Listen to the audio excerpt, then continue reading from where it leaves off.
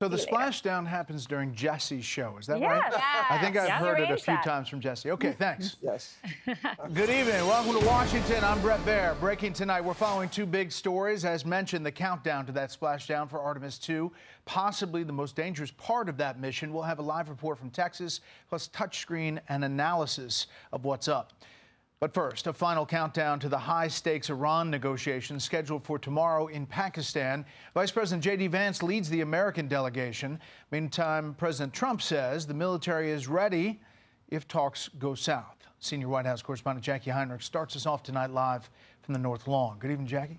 Good evening, Bret. President Trump just wished luck to his vice president envoy Steve Witkoff and son-in-law Jared Kushner ahead of their high-wire act of diplomacy ahead of these talks in Islamabad this weekend. He just laid out two benchmarks, telling reporters that Iran cannot have a nuclear weapon and the U.S. will not let Iran control the Strait of Hormuz. What would a good deal look like for you? No nuclear weapon, number one.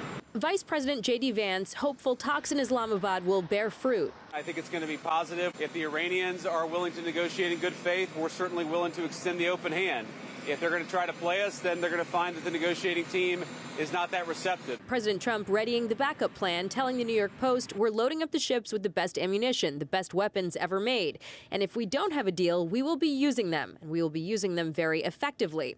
Ahead of the talks, one of the Iranian negotiators in a possible attempt to move the goalposts, saying two of the measures mutually agreed upon between the parties have yet to be implemented, a ceasefire in Lebanon and the release of Iran's blocked assets prior to the commencement of negotiations. Although Trump personally facilitated Iran's demand that the ceasefire apply to Israel's strikes in Lebanon, there's been no public discussion of releasing Iranian assets as a condition to sit down.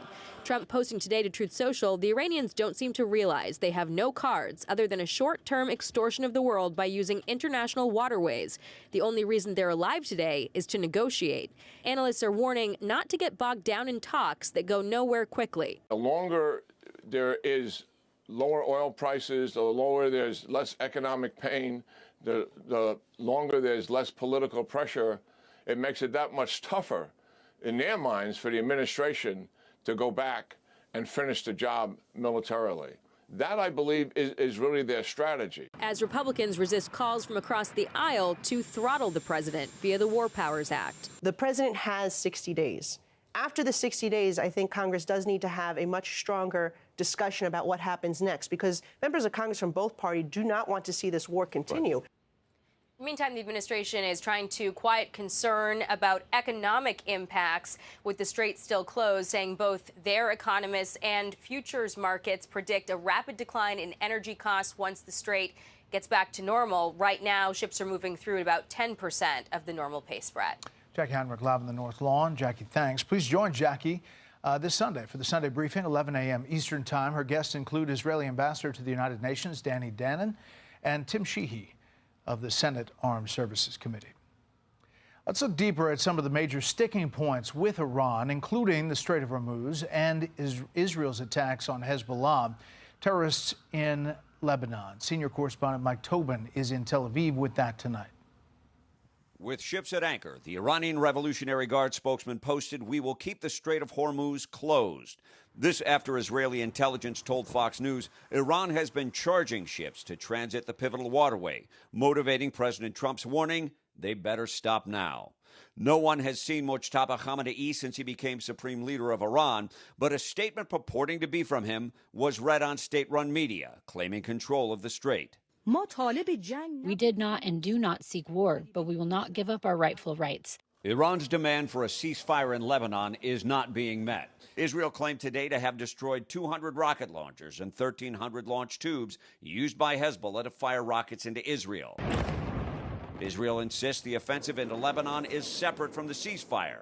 The chief of general staff told the troops in South Lebanon the Jewish state will press on. In Lebanon, we continue to deepen our achievements, and we are continuing to deepen our maneuver.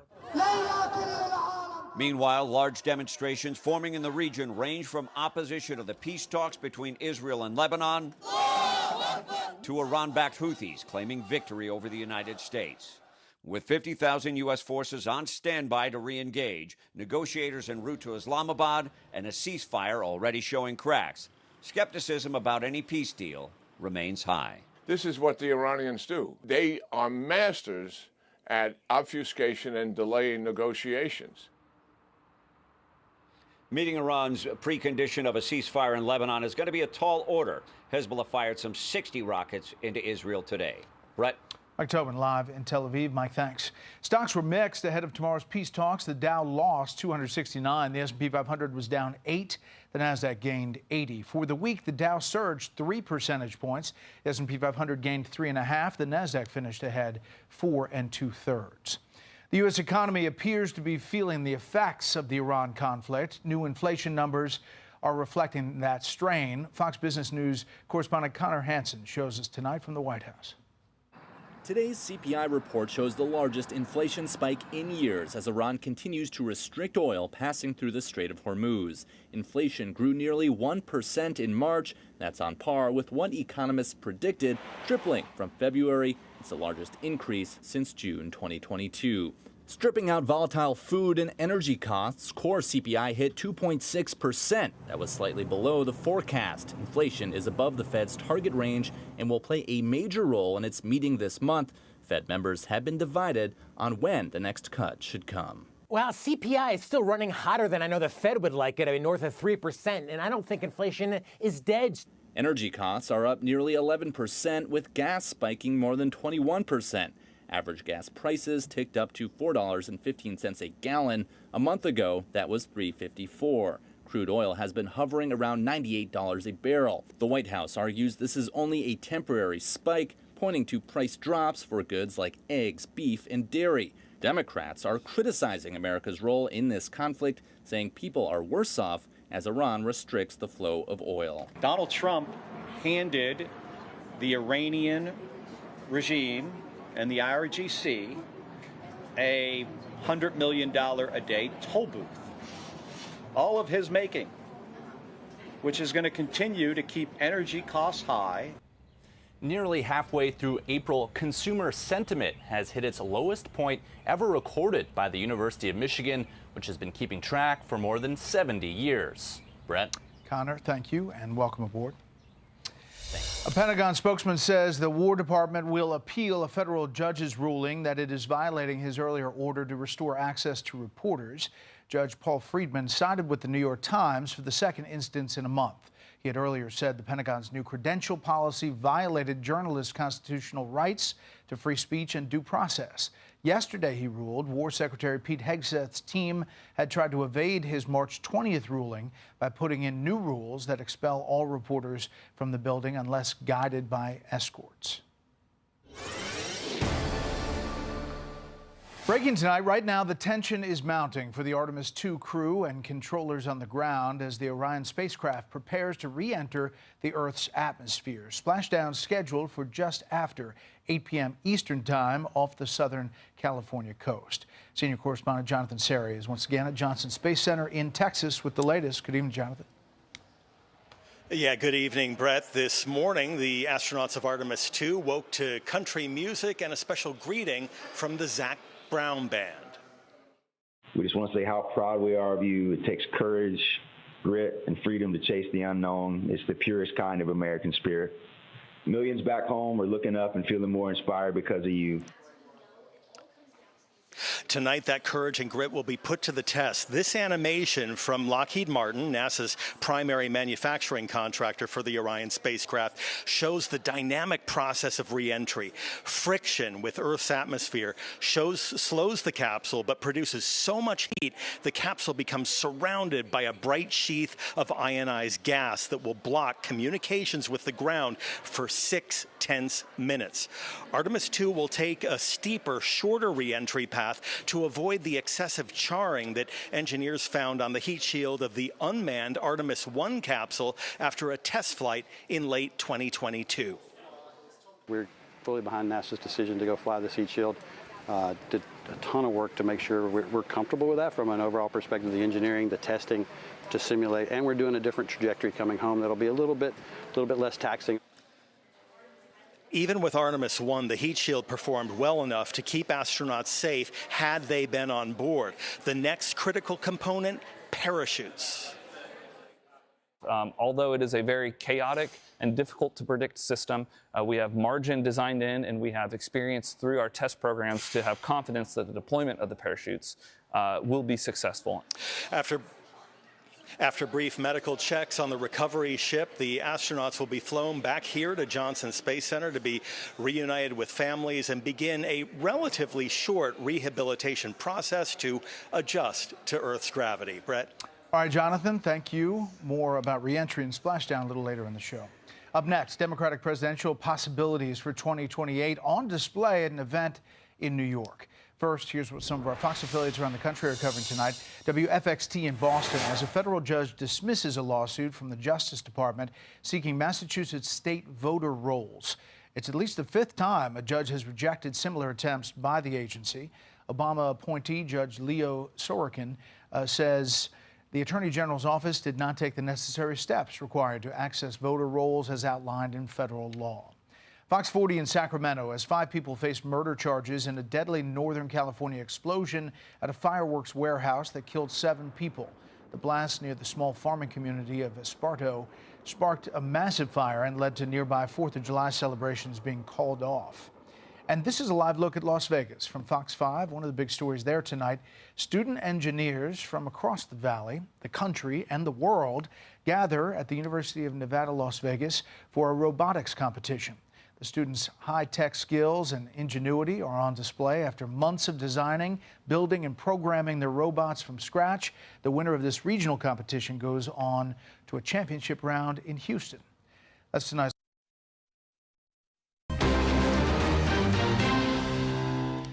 Newly released search warrants in the case against the man accused of assassinating conservative icon Charlie Kirk indicate how investigators collected DNA and cell phone data, placing Tyler Robinson at the scene of the shooting. Investigators obtained DNA from fingerprints and a smeared palm print. The warrants also include a note Robinson allegedly left for his roommate, referring to, quote, the opportunity to take out Charlie Kirk. The Justice Department says it has settled litigation alleging that the Biden State Department actively silenced and censored disfavored speech by American citizens. The Trump administration focused on the now closed Global Engagement Center. The lawsuit alleged that the prior administration funded and promoted private companies' development of technologies that social media companies and other private entities could use to downgrade, demonetize, and otherwise suppress protected speech online. There is new trouble tonight for California Democratic Congressman Eric Swalwell as he runs for governor. The San Francisco Chronicle reports a woman who worked for him for nearly 2 years says she had sexual encounters with him while he was her boss. She says he sexually assaulted her twice when she was too intoxicated to consent. Swalwell says the allegations are false.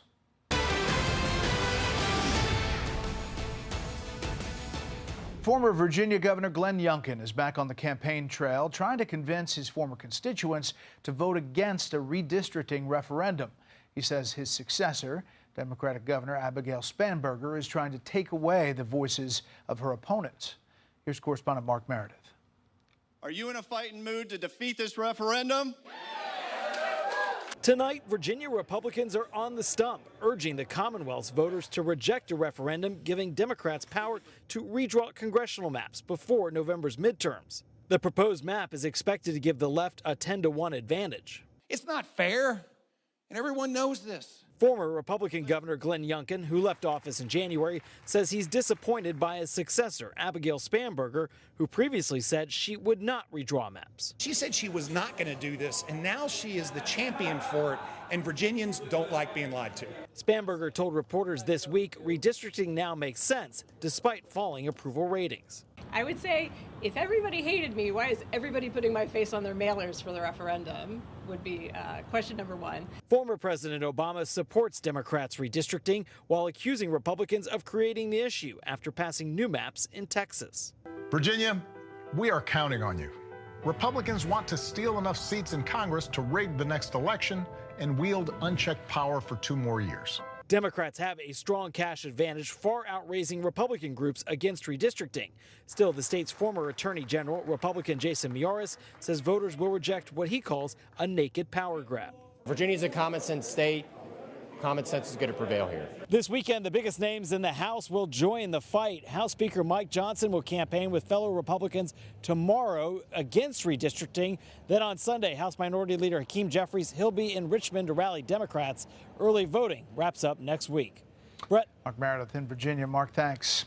An illegal immigrant from El Salvador has been found guilty of groping more than a dozen high school girls in Fairfax County, Virginia. The guilty verdict for Israel Flores Ortiz came after critics of George Soros-funded Democratic Commonwealth attorney Steve Descano accused him of flubbing the case by not subpoenaing witnesses until the day before.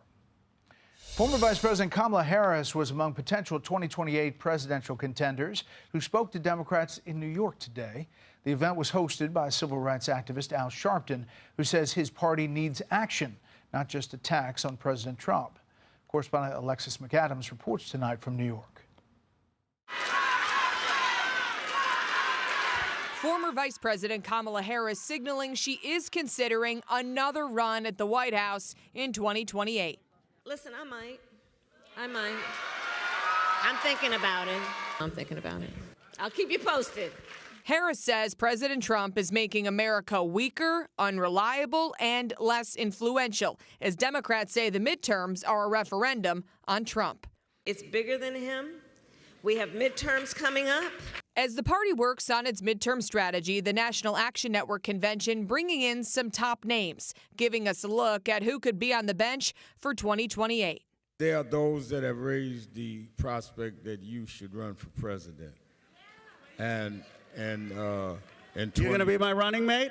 I don't know what I'll be doing after. I hope I win re-election after, but I can tell you this, I'm going to fight like hell to elect a Democrat in 2028.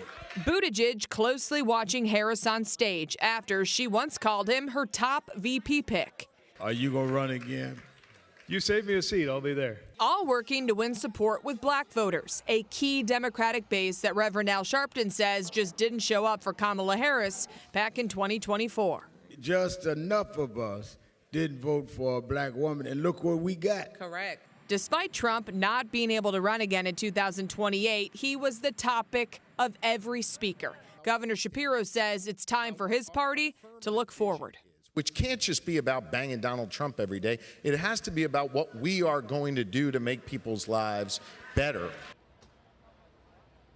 And if you did listen in there like I did, Bret, every conversation really was about President Trump. I asked the RNC why they believe that is. They say it's simple. It's because Democrats would rather talk about the president than their failures. Bret? Alexis, thank you. We are getting a first look at the official design renderings for President Trump's controversial 250-foot arch here in Washington. The so-called Triumphal Arch would sit in Memorial Circle, a traffic roundabout near Arlington National Cemetery. It would feature a golden inscription that will read, "One Nation Under God," and would be topped with a winged Lady Liberty statue, as you take a look at it there. Up next, we take a closer look at the final hours of the Artemis II mission and tonight's scheduled splashdown, and then we'll talk live with Senator Lindsey Graham about Iran and Homeland Security funding.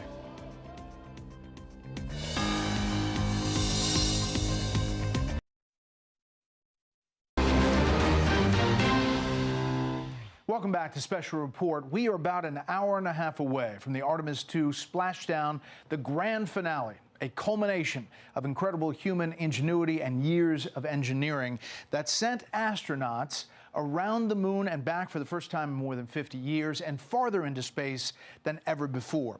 Right now, the Artemis II crew is conducting final preparations to return home. So let's take a deeper dive into the re-entry timeline.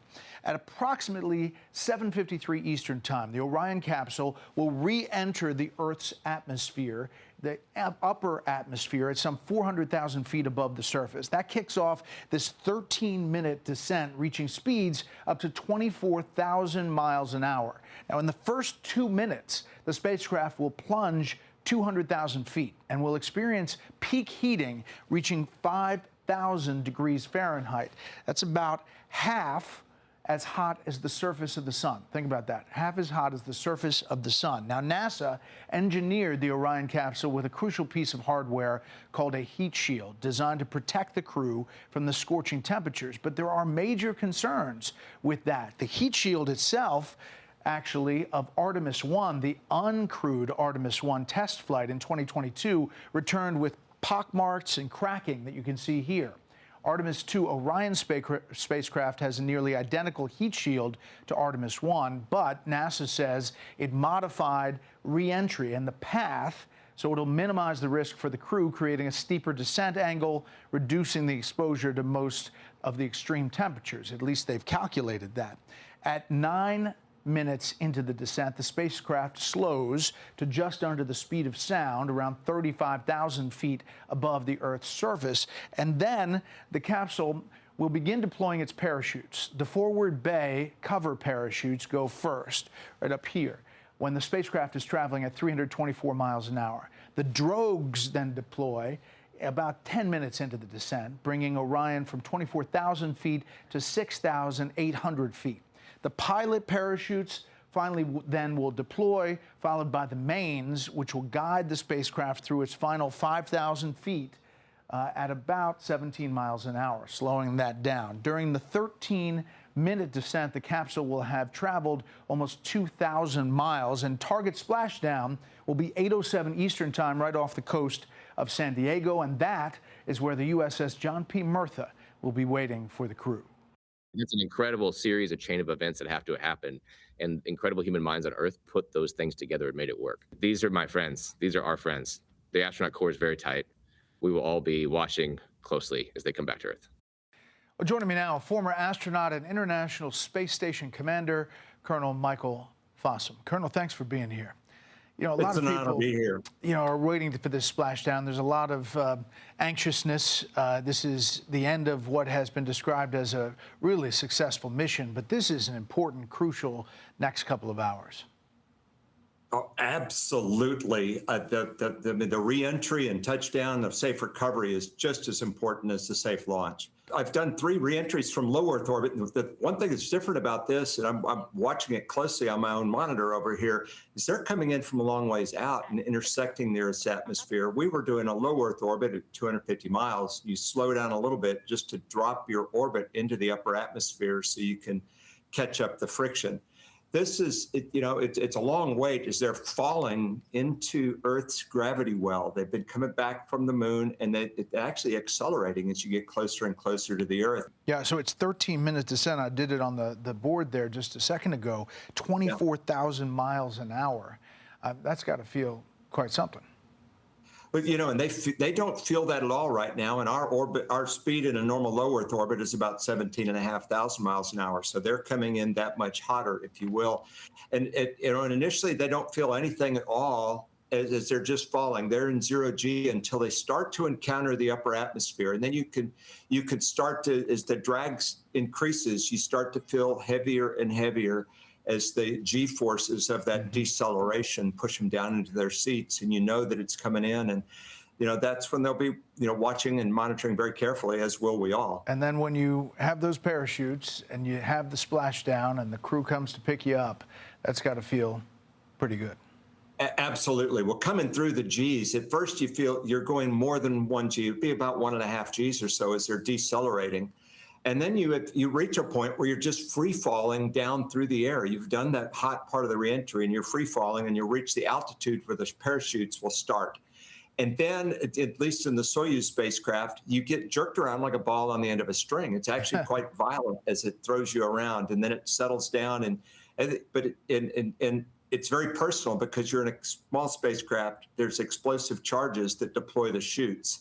All those are good sounds. That sounds good. We look forward to seeing it and seeing the safe return of the astronauts. Colonel Fossum, we appreciate your time. Thank you, sir. Get them home. Up next, South Carolina Senator Lindsey Graham on the Iran conflict, tomorrow's scheduled peace talks, and efforts to fund DHS.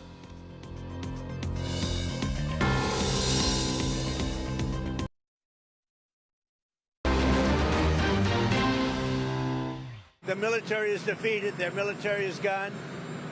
They have, You know, we've degraded just about everything. They have very few missiles. They have very little manufacturing capability.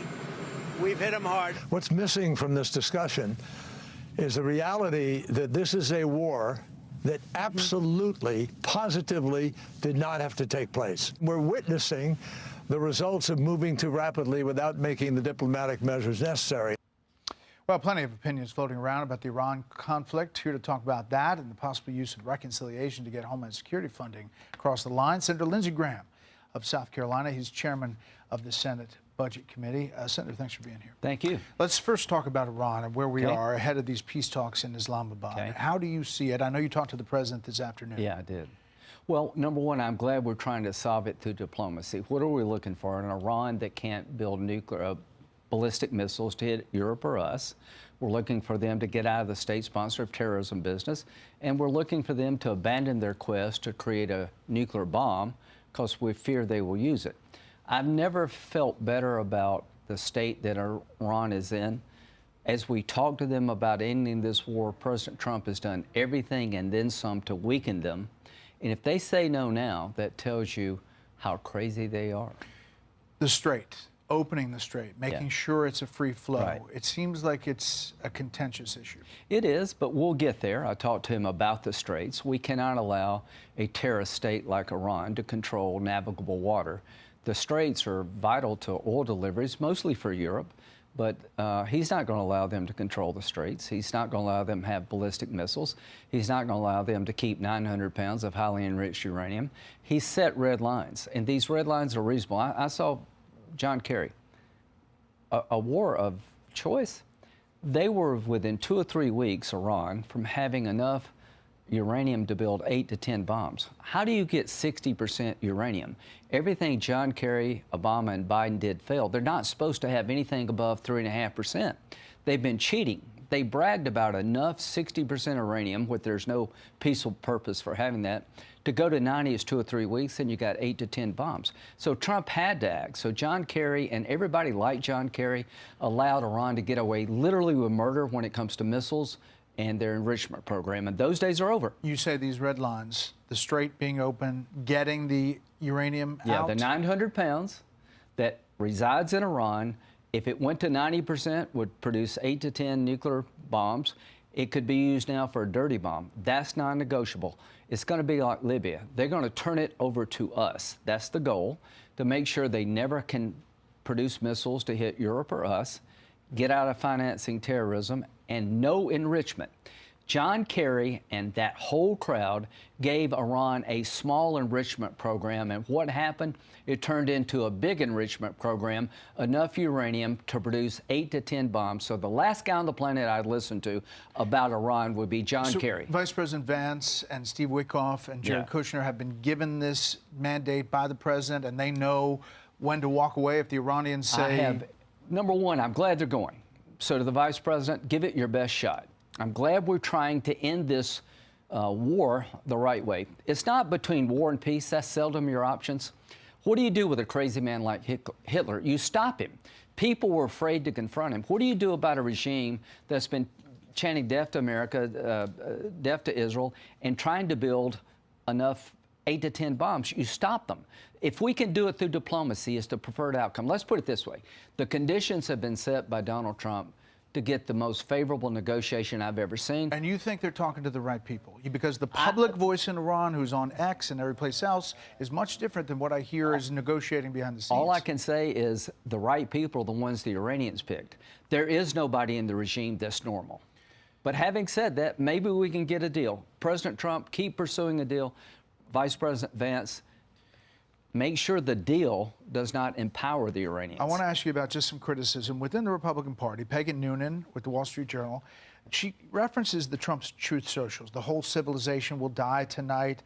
Open the effing Strait, you crazy bastard. She says you destabilize the world when, as the American president, you say such things. You make all the babies in this delicately poised, always knock downable world less safe. You rob your own nation to claim the moral seriousness in military action in which it's engaged. She goes on to say it allows them to pretend they're fighting for the continuation of their people, not only the continuation of their regime. How do you deal with that criticism? If you're looking for her to have the Iranians change their behavior, she's the problem, not the solution. He's talking to a specific audience. He's not talking to Peggy Noonan. He's talking to bloodthirsty killers who have slaughtered 45,000 people, who are demanding a better life, took a girl off a bus, 16, and beat her to death because she didn't wear a headscarf. So you think the language is okay? I think the outcome is what I'm looking for. And if you're talking to stone-cold homicidal maniacs, you need to speak the language they can understand. To all these people who want to criticize Trump, what did you do with Iran? He's the first guy to take this regime on. He's destroyed their nuclear capability. He's obliterated their missile program. We're not done yet. I hope we can end this through diplomacy. But I'll tell you this, to the Iranians, I just talked to Trump today. If you don't take this deal, you're going to regret it. All right. Speaking of deals, news on reconciliation and funding DHS? Yeah, the reconciliation train is on the tracks. We're going to have a very specific bill coming out before June 1st that will fund the Border Patrol and ICE for the entire presidency, the 3 years left of President Trump.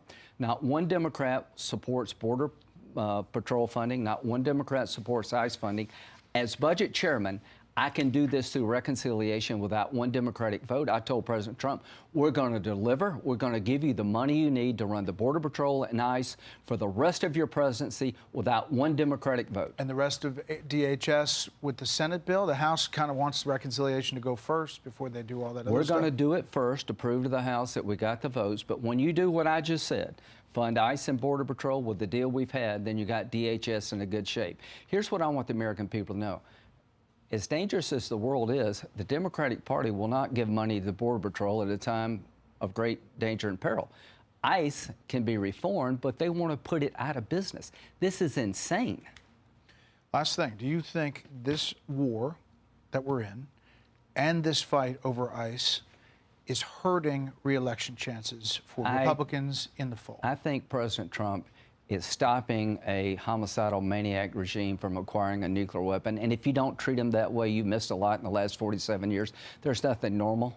And if we can get a deal, let's do it. As to ICE, I think most Americans, look at the polls, still support the idea of taking the 15 million that were overrun our borders. Biden obliterated our borders. We're cleaning up his mess. Only God knows who's here. So, yes, I support ICE, and I think most people do. We're dealing with a failed presidency called Joe Biden. The Iranians have flush with cash because of Obama and Biden. Now they're on their back foot, and we're going to finish this job. I pray for a deal, but if they refuse a deal, just ask Maduro what happens when you turn down a good deal. Call him, but he's in jail. You won't be in jail. You're going to be dead. Senator, we appreciate the time. We'll follow all of it. Thank you. Thanks. Up next, the panel on tomorrow's scheduled peace talks between U.S. and Iran. And then it's Friday, notable quotables.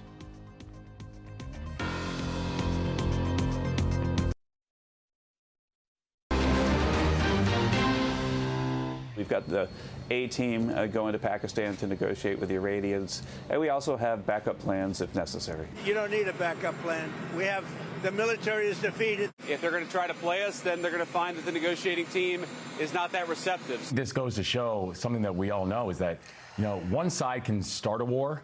Generally, one side can't end it. Iran is a cancer, all right? And whenever you're trying to cure cancer, the medicine is going to be painful. Well, the talks in Islamabad scheduled to start tomorrow, and the major players there, obviously the Vice President leading that contingent along with Steve Witkoff and Jared Kushner. And on the Iranian side, I think we have the major players. It's the Iranian parliament leader and the foreign minister. So with that, let's bring in our panel. Fox News contributor Molly Hemingway, author of the new book, Alito, the Justice Who Reshaped the Supreme Court and Restored the Constitution, Democratic strategist Adrian Elrod, and Chris Ryan, host of New Hampshire Today with Chris Ryan on WGIR and iHeartRadio. Okay, Molly, prospects, you heard Senator Graham, there's hope springs eternal, but there are complicated parts here to this negotiation. Oh, it's a very complicated scenario, and Iran has not exactly shown that they are the best faith partners in this enterprise. But to bring up what you'd said about Peggy Noonan criticizing what President Trump said earlier in the week, I think it's totally legitimate to criticize him. It's also true that that power that he's projecting, reminding Iran that we could go back and obliterate much infrastructure, that's got to weigh heavily on their minds as they are in negotiations. Yeah, here is that part with Senator Graham. Take a listen. He's talking to bloodthirsty killers who have slaughtered 45,000 people, who are demanding a better life. So you think the language is okay? I think the outcome is what I'm looking for. And if you're talking to stone-cold homicidal maniacs, you need to speak the language. Adrian? I mean, sure, he's right about that. But look, here's the bottom line. I mean, I think a lot of Americans are still confused why we were in this situation to begin with. Why are we even in the situation with Iran to begin with? What we do know is the strait has got to be reopened. Gas prices are soaring across the country. So if Americans want to see relief, we need to hope and pray that there is some sort of outcome here.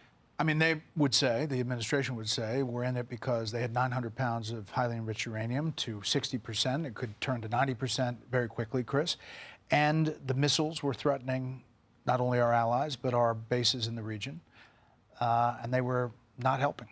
Yeah, there's no question that you have to deal with this regime in a significant way in terms of the language that you use.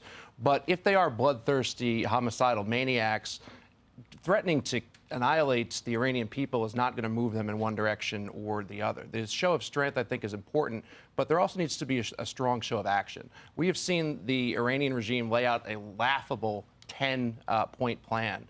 That needs to be thoroughly rejected by this administration. They need to go in and they need to set the tone. You see Iran playing around a little bit. Are we going to show up? Are we not going to show up? Are you going to meet our prerequisites? Are you not going to meet our prerequisites? We cannot leave that without a firm guarantee about the Strait of Hormuz being open. This notion of them controlling the Strait, extorting ships and countries is laughable. The United States needs to set this very clear that we dominated the warfare aspect of this, and now we're going to dominate the negotiation and the peace, and that's what I'm looking for from Vice President Vance. And another part of this that's part of the complication is Israel and Lebanon, and Israel's attacks on Lebanon, the Iranians saying that has to stop and be a part of the ceasefire in order for tomorrow to begin. It's all related, and I think Trump has worked to have a pause on that as well. But there are so many regional implications in this situation. And to Adrian's point, one of the things I think is actually more compelling to the American people is to explain why this war with Iran also has economic impact for our country. That strait that's the way that Europe gets its goods. That's the way Australia gets its oil. That's the way China gets its oil. It's not really our strait. And yet, why are we the ones who are always the people who have to be in there cleaning up everybody's mess? And there is a thought that there's a coalition that is building and stepping up here, Adrian, and we may see more of that in coming days. Yeah, I mean, I certainly hope so. And Molly also raises a great point that oftentimes it is the United States who has to come into these regions and solve the problems for the world. But again, I think President Trump and his administration need to do a little bit of more of a better job explaining to the American people why we're here and why the actions that we are taking with whomever we're negotiating with. I mean, right now it's the leader of the parliament. Another day it may be someone else. We don't know how that's going to play out, why we are doing this, and how this is going to ultimately affect people's pocketbooks. Let's do a quick, go ahead. I do think also it's really an important issue for the midterms. This is a war that has political implications, and handing over the government to Democrats is a major concern for Republican voters and a lot of other people as well. Lightning winners and losers. Winner first, then loser. Artemis II crew, this is a very divided time, praying for a safe landing this evening. But these individuals have brought America together. And to me, they're the big winners. The losers, the American consumer. The CPI report was brutal today. Molly, winner or loser? My winner is Showtime Ohtani, who's had this amazing opening to his season, getting on base. It's gone for 43 straight games. My losers are those chimpanzees in Uganda who broke out in civil war after 20 years of working together. Wow. Winner and loser. I mean, right now, Bret, my winner is Rory McIlroy. He's winning the Masters 2 up. No, now he's like 5. Oh, now he's don't like tell 5. anybody who's recording it. Oh, yeah. Last I checked, but good to know. I'm a huge fan of the Masters. I know you are, too. The losers are Republicans in all these special elections, Bret. We've seen 30 state legislative seats flip to Democrats since Trump has been elected. And we've also seen some of these seats where Republicans have won, Democrats have thinned out the margins. We will see. Months away from the midterms. Panel, thanks. Thank you. That sound means it's Friday. Time for Notable Quotables. The president has just issued a Truth Social. I agree to suspend the bombing and attack of Iran for a period of 2 weeks. They wanted this ceasefire with the United States because they no longer could tolerate being bombed. We consume more than 6 million meals, more than 950,000 gallons of coffee, 2 million energy drinks, and a lot of nicotine, but I am not saying that we have a problem. Safe passage is secured. Strait of Hormuz is open. The ceasefire is a joke. People like you are fake. Trump's war, with a price tag of $44 billion and $4 gas, made us worse off. Nah, it really ain't no burden for me because I got money, so I'm going to pay for some gas. Under Secretary Mullins, DHS has become more secretive, not less. You love this job. I love it. Why is that? The best word I would describe is it's awesome. Reed, Victor, Christina, and Jeremy, the crew of Artemis 2 will come home. We saw sights that no human has ever seen. I actually had a special guest that asked that I give him a phone call. I'm sorry, the person you were trying to reach has a voicemail box that has not been set up yet. Welcome to Augusta National. Time has stood still here, and they honor that tradition. 3, 2, 1, Michigan wins it! 1 week. Monday, a special report, the latest on the U.S.-Iran peace negotiations in Pakistan. Please join Aisha Hasni for Fox News Sunday. Her guests are former Virginia Governor Glenn Youngkin and California Congressman Ro Khanna. Remember, Splashdown on Fox. Thanks for inviting us in your home tonight. That's it for this special report. Fair, balanced, and unafraid. Make it a great weekend. Ingram Angle is now.